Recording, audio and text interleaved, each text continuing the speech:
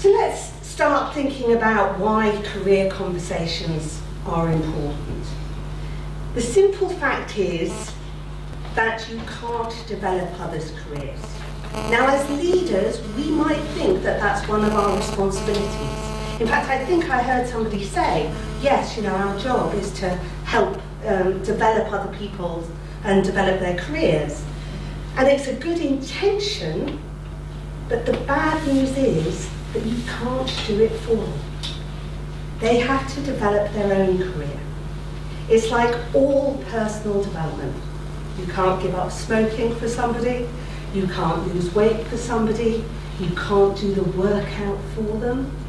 All you can do is help them realise what they need to do and then guide and support them in taking action.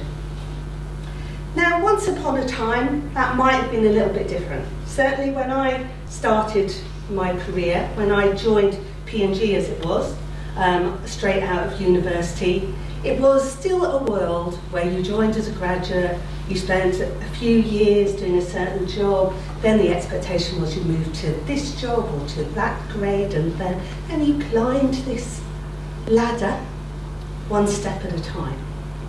And so in a way, we had predictable career paths, and it was a bit like using a sat-nav. You managed your career by following routes that somebody else had programmed along the milestones that they designed. But static career paths, or predictable career paths rather, rely on static organisations. And that's not the world we live in today. The world is ever-changing. A lot of the jobs that exist now didn't exist when I started my career. New jobs are developing all the time. Organisations are changing all the time. So that means that nowadays, it's much more about taking responsibility for developing our own careers, and a bit more like orienteering.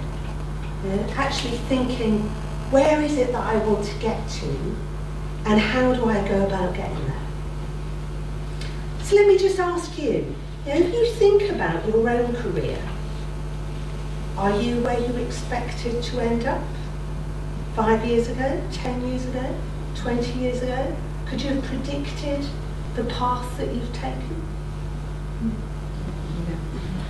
So it's interesting to me that people still are looking for those career paths, and we're still trying to design them, which is also interesting. But the reality is that actually we're navigating our way through organisations.